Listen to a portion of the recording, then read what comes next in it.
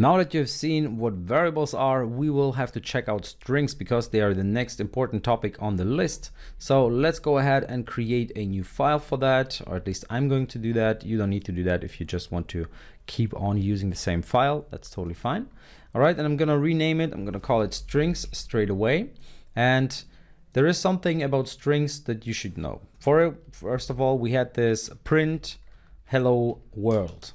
And now hello world, what is inside of the quotation marks, that is called a string.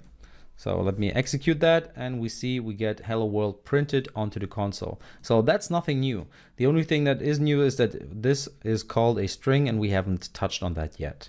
Now you can go ahead, of course, and create a variable that contains a string. So let's say somebody is called Max. So you could simply create a variable which contains the name of a person or of multiple people and so forth.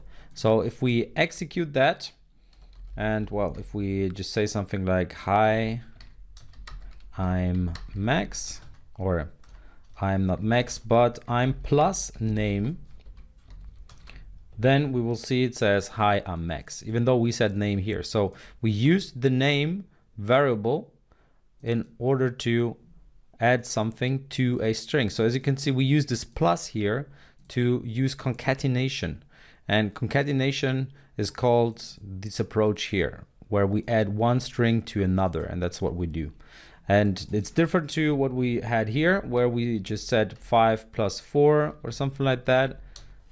That's not concatenation, that's just summation, where we just add one value to another.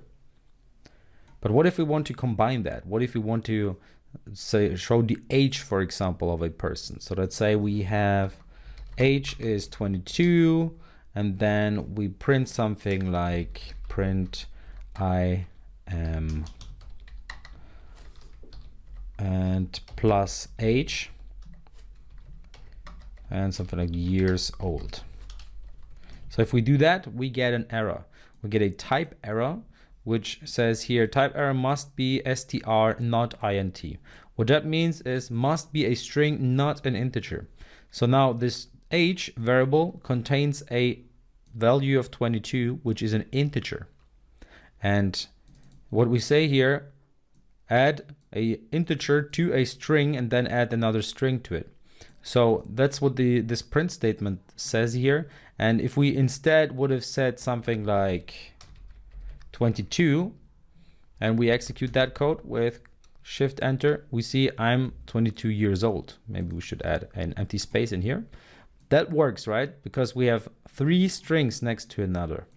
We could, of course, also skip the plus sign here. We won't need that. Well, we don't need that in this example. But if we want to use age here, then we need to use a different approach.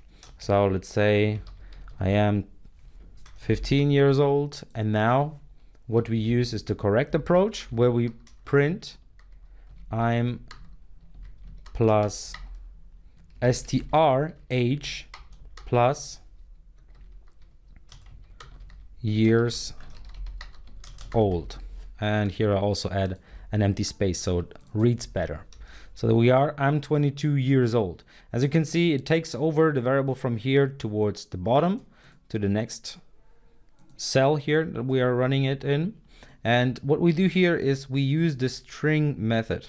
What this does, it says, okay, I take this variable here and I try to create a string out of it.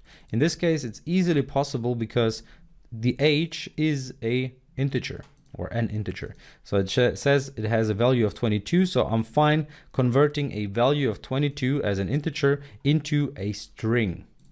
So that's our first function that we use here. This little function allows us to do something which we don't have to program. That's a cool thing, because it just says, okay, I'm taking this value and I'm making a string out of it. All right, to sum it up again, a string is a data type.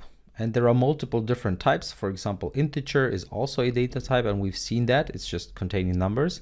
A string contains text, and you create a string by using the quotation marks here. So whatever was within 2 quotation marks, that is a string. All right, and we created this hello world string, and we just handed it over to this print statement which gave us this hello world text onto the console. We can also store strings within variables, and we can use those variables in order to concatenate them with other strings. So this is a string, and we say, okay, just put this other string next to it. Then of course we have to be careful if we use a different data type, for example, the data type of integers, of whole numbers. That's what we have here. And we cannot simply add an integer to our text. That doesn't work. So Python doesn't understand what you want to do with that. If you still want to do it, you need to use this string function, which simply makes an integer into a string. So it transforms it into a string. It simply converts it pretty much. All right. So I'd say we are done with this very short first chapter, and we're gonna look into lists and other topics in the next chapter. But first of all, following comes a quiz. If you manage to finish that, then you can skip the exercise which comes afterwards, or you can check out the exercise. So see you in the next video.